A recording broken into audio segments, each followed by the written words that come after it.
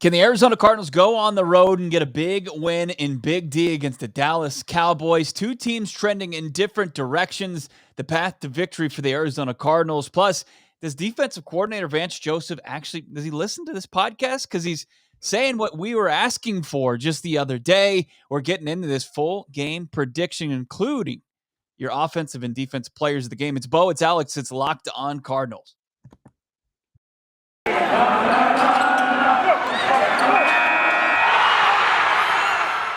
You are Locked On Cardinals, your daily Arizona Cardinals podcast. Part of the Locked On Podcast Network.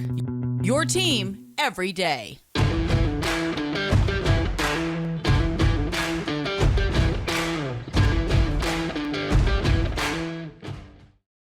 What's good? Rise up, Red Sea. Brack, Alex Clancy, Locked On Cardinals Friday podcast, which means it's a full preview podcast. And this time of year, all around the league, tons of unknowns as far as who's going to be good enough to go, who's positive, who's negative, who's going to be in the lineup. There's been changes as far as the NFL's protocol. We're going to get you up to speed as much as we possibly can as far as the Arizona Cardinals and Dallas Cowboys matchup. Is there a path to victory for the Cardinals? I mean, this was once one of the teams that was considered one of the best teams in the NFL, and now a lot of the people, as far as following this team, fans for the Arizona Cardinals, they don't even think this team could win another game the rest of the way. They figure it out. Can they get back on track on Sunday? One positive news, I mean, Alex and I were telling you about it on Wednesday. Looks like Rodney Hudson will be back in the lineup. The center, who's been 8-2 when in the lineup, at least the Arizona Cardinals are 7-1 when it's Kyler Murray and Rodney Hudson. They could be close to full strength. They're obviously without DeAndre Hopkins, but will the offense get back on track, and who we think can shine for the Arizona Cardinals in this contest? And we'll get into what Vance Joseph, defensive coordinator, said recently that kind of echoes our comments from earlier this week, how they can help out the pass rush that's going to be down, Marcus Golden potentially, and Devon Kennard. We'll get into that conversation here on Locked On Cardinals. Bo, Brack, Alex Clancy. Follow along on Twitter at Locked On AZCards, at Clancy's Corner, at Bob Brack. And, of course, thank you for making Locked On Cardinals your first listen each and every day. 2021 has been amazing. Can't wait to see what's in store for 2022, and it's all made possible by you, the listeners out there. Thank you so much. So, Alex, when you look at this contest, what's your biggest concern going into it for the Arizona Cardinals against the Dallas Cowboys? Stopping that offense, baby. I mean, that offense is starting to look like what we saw it look like on paper from day one. Like it's been a very fickle team the Cowboys have. They've lost to some bad teams. They've embarrassed some bad teams. I was a Taylor Heineke truther until about 2 or 3 weeks ago. That's completely flipped the script there. When they're humming, they don't have any real weak spots. The offensive line, when they're not healthy, sure, the running back is – when Zeke and Tony Pollard are healthy and they're going on all cylinders, they're probably the best 1-2 punch in football. And Tony Pollard is one of the more undervalued guys, the more underused guys. And we asked Marcus Mosher yesterday, it's like part of the reason why they keep him is so another team can't have him. Because the dude is absolutely electric. He's the perfect 2-punch to the Ezekiel Elliott's 1. They have 3 wide receivers. They have Dalton Schultz, who's a great guy up the seam and in the red zone. And they have Dak, who's proven that he's worth the money so far in that huge contract that he gave. So it's the defense not getting any pressure on Dak Prescott, which in turn would yield a lot of points put up by the Dallas Cowboys. And even if Dak's not even in the situation, they have 2 of the best running backs in football, and this team can't stop the run. So pick your poison. That's what fears me the most. Yeah, absolutely. I think it's the Arizona Cardinals who are going to be shorthanded in the defensive secondary and their inability to cover. Because we know that, Dak, when he gets pressured, he's one of the best in the league as far as blitz. But if you can cover, at all and in kind of a zone coverage, Dak Prescott has struggled. But the Arizona Cardinals, I don't think, have the personnel to do so. I mean, they signed Bashaud Breeland. He immediately has a positive test. He won't be in the lineup. Cliff Kingsbury basically said that he'd be shocked if Marcus Wilson was in the lineup this week, and he's a 4th-round pick. Anyway, he's a rookie. The Arizona Cardinals have a couple guys on their practice squad. They just signed a pair of guys, Isaiah Johnson and Nate Brooks, to their practice squad as far as their backgrounds are concerned. Brooks, undrafted in 2019. He was with the Dolphins. He was with the Ravens. He was also on practice squads with the Patriots and the Titans. And then you've got Johnson, who was a 4th-round pick for the Raiders out of Houston in 2019. So not exactly, confidence boosters there. They do have Kevin Peterson on practice squad. They do have, who was our guy? Jace Whitaker, also on practice squad. Both of those guys were headaches last year for the Arizona Cardinals fans. And those are your options as far as that, outside of Byron Murphy, who's your CB1, who could, hopefully he doesn't get. I don't think he's going to get exposed. I think that would be unfair. I think that's too much of an indictment on Byron Murphy Jr., who's had a solid 2021 campaign, but he's had his moments when this defensive secondary hasn't been up at the full strength, and that's not really his fault. But man, are the Arizona Cardinals, when you just look at where their strengths are, it's obviously on the offensive side of the football, but that offense has not shown up the last couple weeks. I think that's going to be the biggest key here.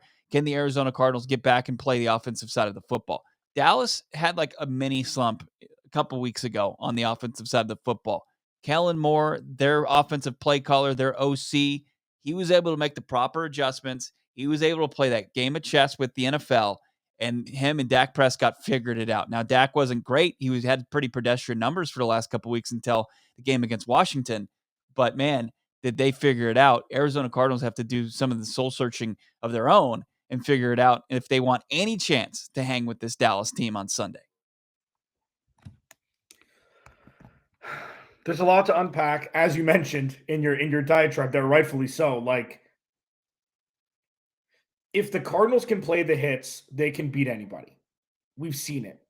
But without one of the hits of DeAndre Hopkins, with James Conner injured and with Rodney Hudson on the shelf for myriad reasons this year, they haven't been able to always. But it comes down to Kyler Murray, and it comes down to going into Texas. He's 8-0 at AT&T Stadium, Jerry World, whatever the hell they call it. Just go do it. And it's easy for me to say, and it's the NFL. Like, we've constantly been waiting for the Cardinals to take advantage of the safety net that they created for themselves, and that's now gone. That's now gone. You're playing ice hockey. So what did I used to say? Oh, the Cardinals are an elephant walking on a sheet of ice, and we don't know how thick it is. That's where it is. Yeah. We don't know how thick this foundation is anymore. And it's sure, Kyler came out and he was pissed, and people said they don't know what the hell they're talking about. You know what? We don't, because we're not in the locker room. We're not in the huddles. We're not watching Cliff and Vance lead this team. We're not with Steve Keim. We're not, obviously. But that doesn't mean that there aren't tea leaves that we've seen, in my opinion at least, from week one that Cliff coached in the NFL. So they need to circumvent everything negative that's been going on over the last 3 weeks or so and just take care of business. And if they can keep this game close, that's what you need to see. If the Cardinals lose by 17 points, very uncomfortable conversations will be happening, because it's no longer like, oh, cool, they made the playoffs. It's, oh, no, I hope they don't get embarrassed in the playoffs like the last playoff game the Cardinals had in Carolina. Yeah, and the opposing team is very lately. Like, opposing offenses have done such a great job in winning that time of possession battle. The Arizona Cardinals are chasing a score, it feels like, the last couple of weeks. And then once the fourth quarter hits, it becomes 2 scores, and then it's insurmountable. And that seems to just be the blueprint, that time of possession victory that opposing teams have had. And it was kind of set, that blueprint was put in motion probably by the Carolina Panthers and really emphasized by the LA Rams. And then you've seen the last couple of weeks, a lot of teams the Arizona Cardinals are being exposed. And they really have to combat that. And it's going the way they can do that. Well, we're going to get into that here on Locked On Cardinals, plus our full game predictions, our offense and defensive players of the game. It's all coming up. But of course, the Arizona Cardinals haven't turned to this little secret weapon. I don't know what to tell them at this point. They've lost the game before they've even started it. Built Bar. They better be downing Built Bars on a daily basis, because it's the best tasting protein bar available. In the new year, that means New Year's resolutions. And it's about getting fit, eating healthier. Make sure you get Built Bar in on your plan. Built Bar is the protein bar that tastes like a candy bar, and it might even be a better tasting bar than the candy bar. Built Bar makes it easier to stick to your resolution because it tastes so good that you'll just want to eat it, unlike protein bars that can be chalky. Also, they could taste like maybe even a chemical spill. They're that bad because they feel like they have to compromise taste for the nutritional needs. Built Bar doesn't. You get the best of the both worlds. It's where healthy and tasty It's where they collide. Most Built Bars have 130 calories, 4 grams of sugar, 4 grams of net carbs, and that's 17 grams of muscle packing protein. Save yourself some cash as well this new year. Get your budget on point as well. Go to built.com. Use the promo code LOCKED15 to get 15% off your order. That's using the promo code LOCKED15, LOCKED15 for 15% off at built.com. When I think of growing up, I think about the Dallas Cowboys. I think about John Madden calling those games. Pat Summerall, John Madden. John Madden passed away the last couple of days. Just a pioneer, one of the guys that really moved football past the other sports as America's game. He really has. And during his prime is when the Dallas Cowboys, way long ago, were a force. They won 3 Super Bowls. I remember him calling so many games with Emmitt Smith and Troy Aikman and Michael Irvin and Nate Newton and all those Dallas Cowboys squads that all of us are familiar with, that they're so far removed from. But it just really seems kind of synonymous with each other, John Madden and the Dallas Cowboys. So the Arizona Cardinals taking on the Cowboys on this week. Kind of interesting. Yeah, I mean, I guess, and I don't know if this is fair.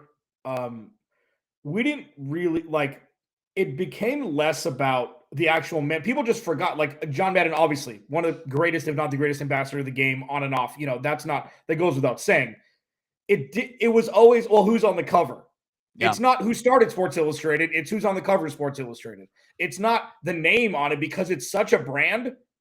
It's just who's the cover. Oh, Madden curse. Oh, this video game is worse than last year. It was never about John Madden once it got rolling. And then now you realize, wow, what an impact this dude had on the game off the field, let alone because people are young. Wait, he coached in the NFL? Yeah. Wait, he won a Super Bowl? People don't think like that are 13 or 14 years old, not doing their homework because they're playing Madden at midnight, so it's, yeah, his impact on it's everlasting.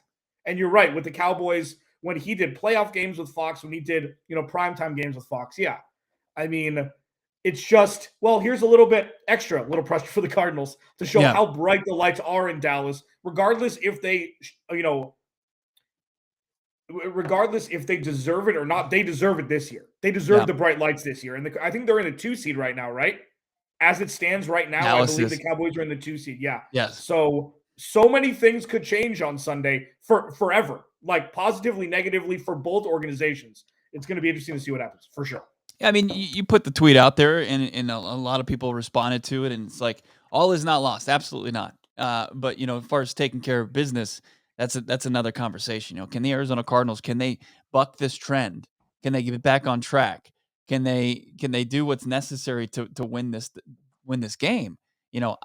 I think a lot of people are skeptical, and rightfully so. I mean, just the way that they match up as far as where the strengths are for the Dallas Cowboys on offense, where their strengths are on defense, and where the Arizona Cardinals have been struggling lately. And when you look at things as far as we talked about defensively, how they could potentially slow down Dak Prescott, CeeDee Lamb, Amari Cooper, Michael Gallup, Zeke Elliott, Tony Pollard, just like the Arizona Cardinals, an embarrassment of riches, maybe even on steroids at this point.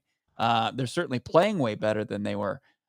Vance Joseph saying that they're going to maybe use, and this is something that we talked about on Wednesday, Zaven Collins as the outside linebacker, a rush linebacker against the Dallas Cowboys, something that we thought would be a good idea to help make up for the loss of not having Marcus Golden and Devon Kennard now, who are on the positive list. I completely agree with it. Do it. Make it, very narrow focused, get a rotation going, but give those pass rush opportunities to a guy who's pretty successful in college doing it for Tulsa. I know he played a very versatile linebacker in Zaven Collins, but he's not playing right now. If you can just say, hey, go out there and get after the quarterback, number 4, maybe it might just get him more acclimated to the league. Maybe he gets to taste some success and maybe get some momentum going, where him and, second-year player Isaiah Simmons have fallen short the last couple of weeks. Do you think Isaiah Simmons is a good football player?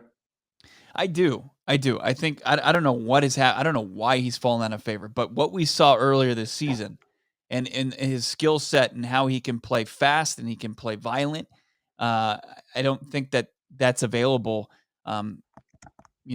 each and every offseason. They have a special talent there, but as far as getting him to consistently do it week in and week out, that seems to be an issue, a big issue.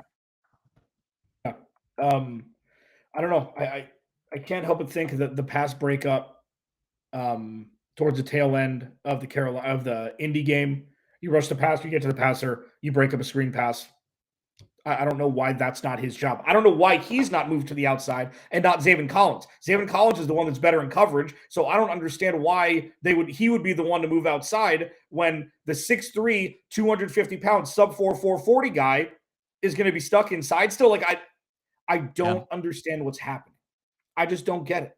I just don't. And yeah, it's easy to point everywhere when they're losing. Of course.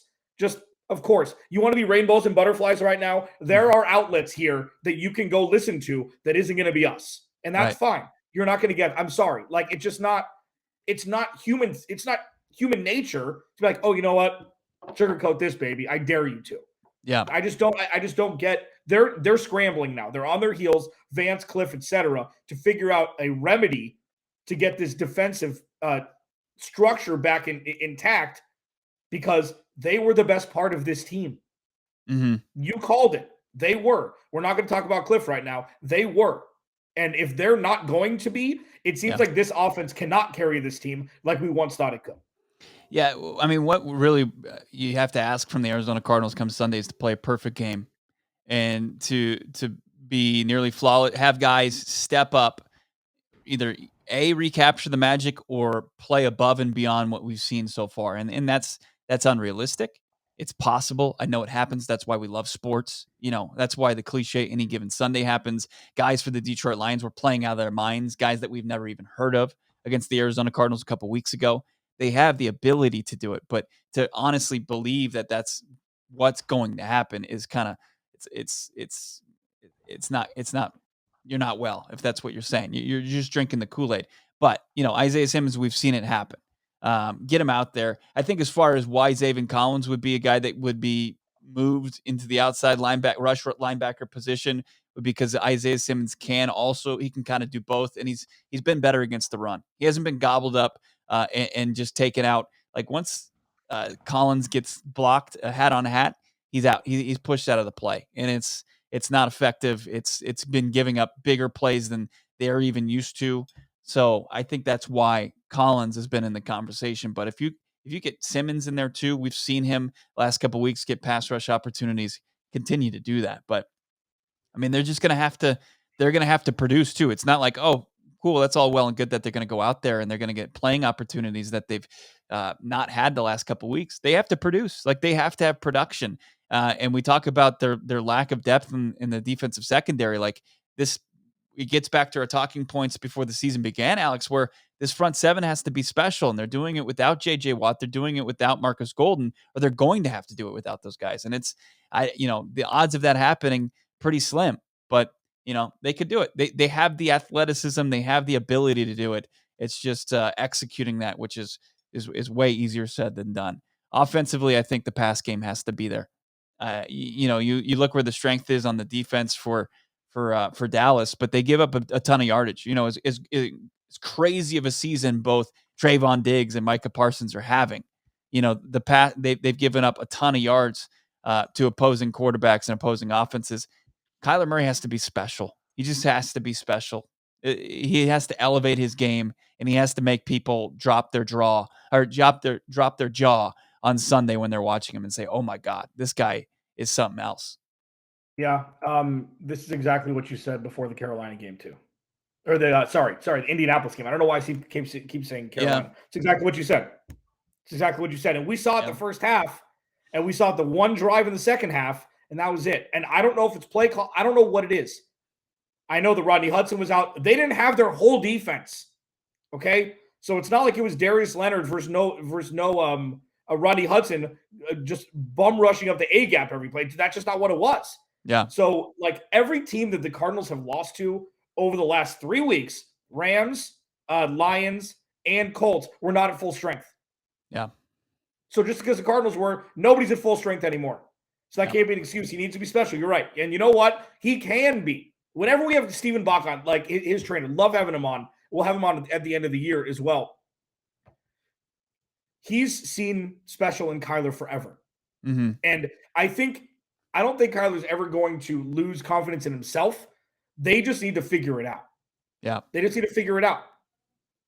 At least with Rodney Hudson coming back, you can hope that this is going to be a more disciplined offensive line, and Kyler doesn't have to deal with, was it 11 penalties against Indianapolis, 10 or 11, and 3 of them from Josh Jones. You get Rodney Hudson back at center. You can move Max Garcia over to the guard position. Josh Jones maybe moves to a utility role, and you've got a little bit more consistency from that offensive line. I don't think it remedies the snap issue we saw against the Rams. Rodney Hudson, low snap after low snap, but maybe better than we saw from Max Garcia. You can't be worse than that. So hopefully with him and not having to deal with that potentially, that can just have Kyler Murray focus on what's downfield. And then those receivers have to step up. Like we have to be calling AJ Green's name a bunch. Christian Kirk has to come up with big plays. Zach Ertz needs to continue to look like first half Zach Ertz against the Colts. So let's get into the conversation as far as how we think this thing's going to play out, who our offensive and defensive players of the games are, and get into that combo. Do need to tell you that this game, it's fascinating, man. I mean, it started at 5.5. Now it's at 6. The Arizona Cardinals 6-point road dogs, a place where they went into Dallas, Big D last year, and they hung 38 points. They won 38-10. Are you feeling lucky? You want some action on this game? You want to make it even more interesting? BetOnline.ag is where you can do that each and every week. BetOnline.ag is getting you ready for the NFL playoffs. The last 2 weeks of the NFL, you've got the college football playoff starting tonight, right? BetOnline remains your number one spot for all your sports action this season. Head to the website, use your cell, and you get a 50% welcome bonus just by signing up using the promo code LOCKEDON. Put in $100, you get 50 free bucks to just do whatever you want with it. You win the bet, it's your money in your pocket. From basketball, football, NHL, UFC, right to your favorite Vegas casino games. Take advantage of the amazing offers available for the 21 and 2022 seasons. Bet online, fastest, easiest way to bet on all your favorite sports. Don't wait to take advantage of the new amazing offers available. Bet online, where the game starts. And talking about the college football playoff, look no further than the Locked On Podcast Network. Right now, live is our Ultimate College Football Playoff Preview 2021. Local experts, betting advice, draft analysis. The most comprehensive college football playoff preview is live now. Look, if Lee Sterling from Locked On Bets is giving me any insight on these games, I'm taking that. I'm taking my 50% welcome bonus, and I'm cashing. That's probably what's going to happen. Check it out. The Ultimate Football Playoff Preview 2021, part of the Locked On Podcast Network, where you find your podcast. And guess what? It's free. It's free on all platforms. All right, let's get into this game. Bo Brock, Alex Clancy. Follow Alex at Clancy's Corner. Follow me at Bob Brack, and of course, follow the podcast at Locked On AZCards. 6-point spread. You think the Arizona Cardinals cover it? You think are you taking the Cardinals on the money line? Like where do you feel as far as that from that perspective? I am going to take the points. This is one where it's like, oh, no, of course you don't take the points. And then, Vegas just rakes and they build another hotel. I don't think there's going to be as many points scored as people think. I don't think that the Cardinals are going to get blown out like people think. I don't think the Cardinals are going to win this game. I don't. But I think it'll be like, what's the over-under? 53? 51.5. Okay, yeah. So I think it's going to be like 24-20, something like that. Cowboys. 24-20 is the number I'm going to shoot for. I mean, is that a win? Morally, if you look at what they did last week, 56 points against Washington football team. There would be some punts, potentially some turnovers there. There would be hope, and then there would also be some pain, because if you're within striking distance, there's the team not getting it done at the end of the game. But I think that would look, because when you look at what Vegas is doing, they are trying to get action on this game, and people are down. The public is down on the Arizona Cardinals, so they had to push the number to something where they could get some action on both sides of this thing. And 6 is right there. If it's lower, people are pounding the Cowboys. So if it's lower, people are pounding the Cowboys. this is what Vegas thinks it can get action on both sides with this number. The Cardinals aren't in an F team. They're in a slump. They're playing poorly, but they still have talent to stay in this game. I think it would shock. I'm with you. I don't think that they win this game. I think that it would take a Herculean effort for them to pull it out. As far as who needs to step up, when I'm looking at your offensive and defensive players of the game, I've been encouraged by what I've seen from Chandler Jones. Sure, he had the roughing penalty that was huge in the game against the Indianapolis Colts, but I thought he had a strip sack that was negated, but he's been active, and he's been active for a couple games in a row now. I think Chandler Jones, he can be the game record that they need. That if they don't blitz, he can be the guy that can still get after the quarterback and make Dak Prescott's life a living hell. Mine's Budda Baker. It's just going to be because they need him to be he had 2 great tackles on Saturday night, reminding people the dude's special. He's special. Yeah. And you got to play the hits. This is playing the hits. He reminds me more and more of Bob Sanders every time I watch him play. He's a little bit shorter than Bob, but he weighs a little bit more, or vice versa. I can't remember, but they're close. Bob Sanders was an absolute, use the right word, missile. No regard for human whatever Kevin Harlan says or whoever it is. It's got to be Budda Baker, because there's a lot of receivers on that team. There's a tight end on that team. There's Tony Pollard out of the backfield. There's going to be a lot to watch, and I don't know if they're going to drop him back in coverage to spy more than normal, where he's around the line of scrimmage, but they got to figure it out. He's the tool they have to use to kind of make up for the shortcomings in the cornerback room. Yeah. On the other side, you look where the Arizona Cardinals can have success, but there's a very scary person on the other side. And I'm not even talking about Micah Parsons. Trayvon Diggs' season is absolutely just absurd. 11 picks, 21 passes defense. He's defensive player of the year. I don't know why interceptions aren't looked at as double sacks with regards to importance. It leads to a turnover. I know his teammate, Micah Parsons, is plus 180. I think according to Caesars for defensive player of the year right now. 11 interceptions. And a couple of them are run back for touchdowns. Not only are they turnovers, but a couple lead to directly to touchdowns. Sacks are great, but they're not turnovers. I don't understand that. He should 100% be defensive player of the year. Yeah. And it doesn't mean you can't complete a pass towards his side of the field, but it's probably better for Kyler to look elsewhere. As far as who's going to step up in this game, who's going to have a big game, I feel like it's AJ Green, but I'm not confident in it. Christian Kirk has to, for his next contract, for Kyler's success. Christian Kirk, number 13, has to play big on Sunday against the Dallas Cowboys. If he does, they can stay in this thing. If he drops, if he has any big drops, if he can't get open, if he disappears, the Arizona Cardinals are in trouble. Christian Kirk, that's going to be my optimistic offensive player of the game. Well, yeah, and the interesting part, really quick before I get to it, because I want to get here, I know we're going long. On top of all of this, Kyler Murray hasn't played with any wide receiver not named Christian Kirk for more than 13 games, or however many games they played this year.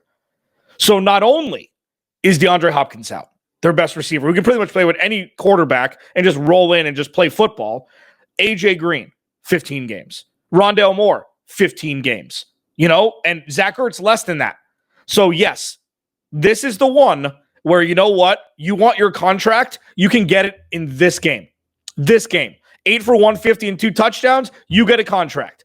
3 for 65, you don't. At least not from the Cardinals. You got to find out immediately how really, truly important Christian Kirk is to this offense. Yeah. Because we haven't seen it with any sort of consistency. That's not to say he hasn't been timely great. Yeah. But it's usually earlier in the season and with games that don't matter. Let's see if he can get some separation and go win a football game with him and Kyler. We saw with Tampa Bay a couple years ago where he had 3 touchdowns, I think. Yeah. It was all over the top of the safety, all of it, just outrunning people. But you can use him more than just go routes down the sideline, where the margin for error is pretty much null and void. Mm-hmm. Use him in different spots. Use him in the slot. Get creative with him and do it on the other side of the G-damn line of scrimmage. Please. I don't want any Rondale Moore, any Christian Kirk behind the line of scrimmage. Make it going down the field. Down the field. So are you taking? But I will mirror too? that. I will mirror that. Yes. All right. So I think it's necessary. I mean, it's like you could. Maybe Rondale Moore or AJ Green. They have limitations. Rondale Moore is not a good wide receiver in the NFL yet. He just isn't, or he's not being used correctly. He was very top heavy. He had one good game, 2 good games early on, 11 catches for 60 yards recently. It's going to be AJ Green. It's got to be Christian Kirk, and it's got to be a lot of them. It's just got to be a lot of them. I mean, speaking of mirror, if he can mirror his game from last time they played in Dallas, 2 catches, monster catches, 2 touchdowns. I think he had 3 catches overall, but one of them a huge, huge bomb that he hauled in off, pulled it off his fingertips, and the Arizona Cardinals were running away with that game. If he can do that, they could have similar possibility. But as far as I'm concerned, I think the Arizona Cardinals lose this game 29-24 to the Dallas Cowboys. It's a ton of offense coming their way. They've got some guys going the right direction in the right spots on defense, and the Arizona Cardinals have to prove that they can make the plays on offense necessary to beat good teams. Yeah, we're a broken record here. Yeah. And just because of how well they played early in the season, they're getting more and more opportunities, but this is the last opportunity. Yeah. The last real show yourselves that you can beat a team that absolutely demolished Alabama versus the Citadel style, the Washington football team last week.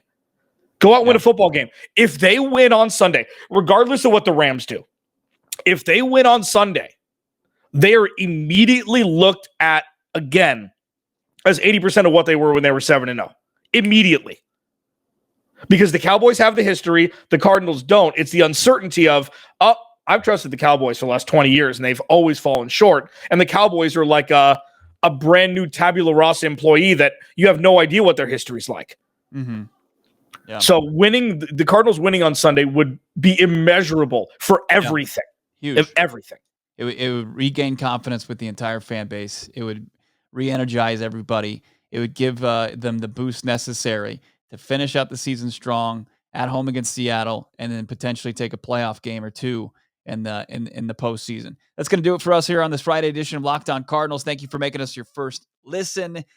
Follow along on Twitter at Bob Brack, at Clancy's Corner, at Locked On AZCards on game day halftime show. Yeah, we'll be here with you on Sunday. Of course, our post-game reaction show. Have a great New Year. Thank you so much for listening to Locked On Cardinals all 2021. Look forward to what's in store for all of us in 2022. Hope the Arizona Cardinals get a big win to kick things off come Sunday. We'll talk to you then. Enjoy the rest of your weekend.